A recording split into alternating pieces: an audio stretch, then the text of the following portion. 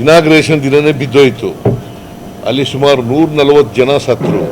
ಆಗ prime minister ರಾಜೀನಾಮೆ ಕೇಳಿದ್ರೇನಪ್ಪ? ಗೋಧ್ರಾ ಇನ್ಸಿಡೆಂಟ್ನಲ್ಲಿ ಎಷ್ಟು ಜನ ಸತ್ತರು? ಆಗ ಚೀಫ್ ಮಿನಿಸ್ಟರ್ ಆಗಿದ್ದವ್ರು ಯಾರು ಗುಜರಾತ್ನಲ್ಲಿ? ಏನಯ್ಯ ಕೇಳಿದ್ರ? ಆಕ್ಸಿಜನ್ ಸಪ್ಲೈ ಮಾಡೋಕ್ಕಾಗದೆ ಕಳೆದ ವರ್ಷದಲ್ಲಿ ಕೋವಿಡ್ ಟೈಮ್ನಲ್ಲಿ ಎಷ್ಟು ಜನ ಸತ್ತರು? ಆಗ ಬಸವರಾಜ ಬೊಮ್ಮಾಯಿ ರಾಜೀನಾಮೆ ಕೊಟ್ರ? ಅದಕ್ಕೆ BJPಯವರು ರಾಜಕೀಯವಾಗಿ ಇದನ್ನು ಮಾಡ್ತಾ ಇದ್ದಾರೆ, ರಾಜೀನಾಮೆ ಕೊಡಿ ಅಂತ ಹೇಳ್ತಾ ಇದ್ದಾರೆ. ಅದರಲ್ಲಿ ಯಾವುದೇ ಸತ್ಯಾಂಶ ಇಲ್ಲ. ಬೆಂಗಳೂರು ಉತ್ತರ ಅಂತ ಹೇಳಿ ಬದಲಾಯಿಸಬೇಕು ಅಂತ ಹೇಳಿ ತುಮಕೂರು ಹೆಸರನ್ನ ಬೆಂಗಳೂರು ಉತ್ತರ ಅಂತ ಹೇಳಿ ಬದಲಾವಣೆ ಮಾಡಬೇಕು. ಯಾರು ಹೇಳಿದ್ರು ನಿಮಗೆ? ಪರಮೇಶ್ವರ್ ಅವರು ಸರ್ಕಾರಕ್ಕೆ ಪ್ರಸ್ತಾವ ಕ್ಯಾಬಿನೆಟ್ ಮುಂದೆ ಬರಲಿಲ್ಲ. ಗ್ರೇಟರ್ ಬ್ಯಾಂಗ್ಳೂರು ಸೇರಿಸಬೇಕು ಅಂತ ಅವ್ರು ಹೇಳಿದ್ರು. ಗ್ರೇಟರ್ ಬ್ಯಾಂಗ್ಳೂರಿಗೆ ಅದು ಸೇರಿಸಬೇಕು ಅಂತ ಹೇಳಿದ್ದಾರೆ ಕ್ಯಾಬಿನೆಟ್. ಇದು ಬರಲಿ, ಕ್ಯಾಬಿನೆಟ್ ಮುಂದೆ ಬಂದಾಗ ಚರ್ಚೆ ಮಾಡ್ತೀವಿ. ಇವೆಲ್ಲ ಸೇರಿ ಅನೇಕ ಆಯೋಗಗಳು ಮಾಡಿದ್ದೀರಿ, ತನಿಖಾ ವರದಿಗಳು ಕೋವಿಡ್ ಪ್ರಕರಣಕ್ಕೂ ಸೇರಿದಂತೆ. ಅವೆಲ್ಲ ತಾರ್ಕಿಕ ಲಾಜಿಕಲ್ ಎಂಡ್ ಯಾವಾಗ ಆಗುತ್ತೆ? ಯಾವುದು ನೋಡಪ್ಪ, ಒಂದು ನಾವು ಈಗಾಗಲೇ ಇದಕ್ಕೆ ತನಿಖೆ ಮಾಡಲಿಕ್ಕೆ ಒಂದು ಒನ್ ಮ್ಯಾನ್ ಕಮಿಷನನ್ನು ಕಾನ್ಸ್ಟಿಟ್ಯೂಟ್ ಮಾಡಿದ್ದೀವಿ. ಅದು 1 ತಿಂಗಳಲ್ಲಿ 30 ದಿನದಲ್ಲಿ ವರದಿ ಕೊಡಿ ಅಂತ ಹೇಳಿದ್ದೀವಿ. ಅದರ ಬಗ್ಗೆ ನಾನು ಮಾತಾಡಲ್ಲ. ಅಲ್ಲ, ಇನ್ನೊಂದು ಕೇಳೋದು, ಹಿಂದೆ ಜಸ್ಟಿಸ್ ಕುನ್ನಾದ್ ಮಾಡಿದ್ವಲ್ಲ ಸರ್, ಅದೆಲ್ಲ ಕೋವಿಡ್ ಟೈಮ್ದು, ಅದಕ್ಕೆಲ್ಲ ಟೈಮ್ ಕೊಟ್ಟಿದ್ದೀವಿ. ಟೈಮ್ ಕೊಟ್ಟು ಆ ಟೈಮ್ ಒಳಗಡೆ ಕೊಡಬೇಕು ಅಂತ ಹೇಳಿದ್ದೀವಿ. ನಿಮಗೆ ಅಂತ ಒಂದು ಮಾಹಿತಿ ಇದೆ ಸರ್, ಕಾಂತರಾಜು ಆಯೋಗದ ಬೇಡ ಅಂತ ಹೈಕಮಾಂಡ್ ಏನ್ ಹೇಳ್ತಾ ಇದೆ, ಸಿದ್ದರಾಮಯ್ಯಗೆ ನಿರಾಸೆ ತಂದಿದೆ ಅಂತಕ್ಕಂಥ ಒಂದು ಮಾಹಿತಿ. ಹೈಕಮಾಂಡ್ ಏನು ಹೇಳ್ತದೆ ಅದರ ಥರ ಮಾಡ್ತೀವಿ. ಇದೊಂದು it is not my decision, it is not the decision of the cabinet, it is not the decision of our government, it is A decision of the high command. ಇನ್ನೊಂದು ಸರ್ವೆ ಮಾಡಿ ಅಂತೇಳಿ, ಎನ್ಯುಮರೇಷನ್ ಮಾಡಿ ಅಂತೇಳಿ ಹೈಕಮಾಂಡ್ನವರು ಹೇಳಿರ್ತಕ್ಕಂಥದ್ದು. ರಾಜ್ಯದ ವಿಶ್ವವಿದ್ಯಾಲಯಗಳಲ್ಲಿ ಸೇರಿದಂತೆ ಅನೇಕ ಹುದ್ದೆಗಳು, ಲಕ್ಷಾಂತರ ಹುದ್ದೆಗಳು ಖಾಲಿ ಇದೆ. ವಿವಿಧ ಇಲಾಖೆಗಳೆಲ್ಲ ಒದಗುತ್ತಿಗೆನೇ ಇದೆ. ಸರ್ಕಾರ ನಿರೀಕ್ಷಿತ ಮಟ್ಟದಲ್ಲಿ ಭರ್ತಿ ಮಾಡೋಕ್ಕೆ ಕ್ರಮ ಕೈಗೊಳ್ತಾ ಇಲ್ಲ. ಆಡಳಿತ ಅಂತ ತುಂಬಾ ಎಲ್ಲೆಲ್ಲಿ ಕಡಿಮೆ ಇದೆ ಅಲ್ಲಿ ಗೌರವ ಎಂಥದ್ದು ಅತಿಥಿ ಉಪನ್ಯಾಸಕರನ್ನ ಮಾಡಿದ್ದೀವಿ. ನಾವು ಇನ್ನೂ ಅತಿಥಿ ಉಪನ್ಯಾಸಕರನ್ನ ಹೆಚ್ಚು ಮಾಡ್ತಕ್ಕಂಥದ್ದನ್ನು ಮಾಡ್ತೀವಿ. ಆಮೇಲೆ ಅವ್ರ ಸಂಬಳನೂ ಕೂಡ ಜಾಸ್ತಿ ಮಾಡಿದ್ದೀವಿ, ಸೌಲಭ್ಯ ಎಲ್ಲ ಒದಗಿಸ್ಕೊಟ್ಟಿದ್ದೀವಿ. ಅದರಿಂದ ಎಜುಕೇಷನ್ಗೆ ನಮ್ಮ ಸರ್ಕಾರ both primary education and higher ಎಜುಕೇಷನ್ಗೆ ಒತ್ತು ಕೊಟ್ಟು ಕೆಲಸ ಮಾಡ್ತಾ ಇದೆ. ಮೋದಿ ಸರ್ಕಾರಕ್ಕೆ ನೀವು ಮೊನ್ನೆ 0 ಅಂಕ ಕೊಟ್ಟಿದ್ದೀರಿ. ಅದೇ ಒಂದು ರಿಪೋರ್ಟ್ ಹೇಳ್ತಾ ಇದೆ, ದೇಶದಲ್ಲಿ ಬಡತನ ಭಾರಿ ಕುಸಿತ ಆಗಿದೆ, ಕಡಿಮೆ ಆಗಿದೆ ಅಂತ. ಅದು ಅವರಿಂದ ಆಗಿಲ್ಲ. ಬಡತನ ಏನು ಮಾಡಿದ್ರು ಬಡತನ ಕಡಿಮೆ ಮಾಡಲಿಕ್ಕೆ? ನೀವು ಹೇಳಪ್ಪ ತಮ್ಮ. ಇದೆಲ್ಲ ನೀನು BJP ಪರ ಪ್ರಶ್ನೆ ಕೇಳ್ತಾ ಇದೆಯಲ್ಲ. ಅಲ್ಲ, ಪತ್ರಿಕೆಯಲ್ಲಿ ಆಯ್ತು ಕೇಳಪ್ಪ. ನೀನು ಈಗ ಇಷ್ಟು ಜನ ಇದ್ದಾರೆ, ನೀನು ಕೇಳ್ತಾ ಇಲ್ಲ, ನೀವು ಒಬ್ಬ ಆಯ್ತು. ಬಡತನ ಕಡಿಮೆ ಆಗಿದೆ.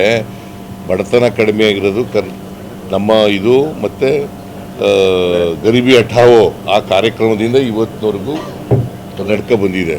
ಬಡತನ ಮಿಟಿಗೇಟ್ ಮಾಡ್ತಕ್ಕಂಥ ಕಾರ್ಯಕ್ರಮಗಳು, ಪ್ರೋಗ್ರಾಮ್ಸ್ಗಳು ನಡ್ಕೊಂಡು ಬಂದಿದ್ದಾವೆ. ಅದರಿಂದ ಕಡಿಮೆ ಆಗಿದೆ. ಜಲಜೀವನ್ ಮಿಷನ್ ಮತ್ತೆ ಕುಸುಮಲ್ ಬಿ ಎಲ್ಲ ಕೂಡ ರಾಜ್ಯ ಸರ್ಕಾರದ ವಂತಿಗೆ ಪಾಲು ಜಾಸ್ತಿ ಇದೆ.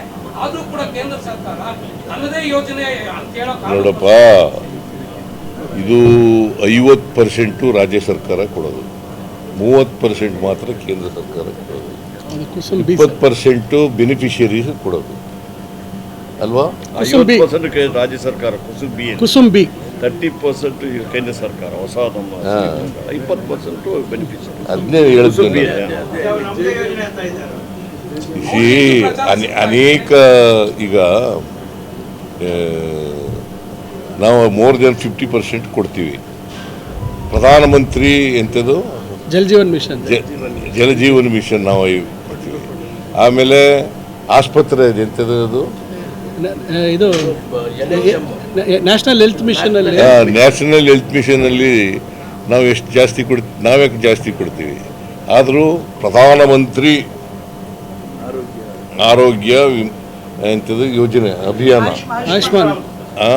ಆಯುಷ್ಮಾನ್ ಭಾರತ್, ಆಯುಷ್ಮಾನ್ ಈ ಥರ ನೋಡಪ್ಪ, ಅನೇಕ ಸೆಂಟ್ರಲಿ ಸ್ಪಾನ್ಸರ್ಡ್ ಸ್ಕೀಮ್ಗಳಲ್ಲಿ ಪ್ರಧಾನಮಂತ್ರಿಗಳ ಹೆಸರು ಇರ್ತದೆ. ನಾವೇ ಜಾಸ್ತಿ ಕೊಡ್ತೀವಿ ಒತ್ತಿಗೆ. ಯಾಕೆ ಮಾಡ್ತೀವಿ ಅಂತಂದರೆ, ಈಗ ಕುಸುಮ ಬಿನಲ್ಲಿ ನಾವೇ ಜಾಸ್ತಿ ಕೊಟ್ಟರು ಕೂಡ ಕೇಂದ್ರ ಸರ್ಕಾರದಿಂದ 30% ಬರ್ತದೆ ಅಂತ ನಾವು ಒಪ್ಕೋತೀವಿ ಅಷ್ಟೇ. ಈ 30% ಒಪ್ಪದೇ ಹೋದರೆ 30% ಬರಲ್ವಲ್ಲ. ರೈತರಿಗೆ ಒಳ್ಳೇದಾಗಬೇಕು, ಗ್ರಾಮೀಣ ಪ್ರದೇಶದಲ್ಲಿ ಅಭಿವೃದ್ಧಿ ಆಗಬೇಕು ಅನ್ನೋ ಕಾರಣಕ್ಕೋಸ್ಕರ ಇದನ್ನೆಲ್ಲ ಒಪ್ಕೋತೀವಿ.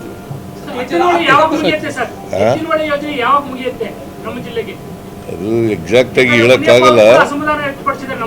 ನನ್ನ ಪ್ರಕಾರ ಇನ್ನು 2 ವರ್ಷದಲ್ಲಿ ಮುಗಿಬೋದು. ಕ್ಯಾಬಿನೆಟ್ ಇದೆ ಅವಾಗ ಫೈನಲ್. 2 ವರ್ಷದಲ್ಲಿ ನಾನು ಒಂದು ಮೀಟಿಂಗ್ ಕರೆದಿದ್ದೀನಿ ಎತ್ತಿನಹೊಳೆ ಬಗ್ಗೆ.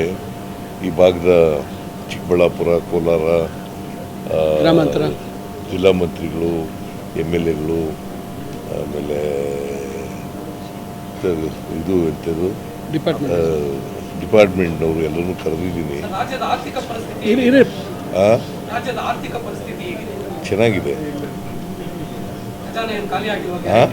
ಗ್ಯಾರಂಟಿಗಳಿಂದ ಖಜಾನೆ ಏನು ಖಾಲಿ ಆಗಿಲ್ವಾ? ಗ್ಯಾರಂಟಿಗಳಿಗೂ ಒದಗಿಸಿದ್ದೀವಿ ದುಡ್ಡನ್ನ, ಅಭಿವೃದ್ಧಿ ಕೆಲಸಗಳಿಗೂ ಒದಗಿಸಿದ್ದೀವಿ. ಈಗ ನೋಡಪ್ಪ, ನಿನಗೆ ಸುಮ್ಮನೆ ಒಂದು ಉದಾಹರಣೆ ಹೇಳ್ತೀನಿ.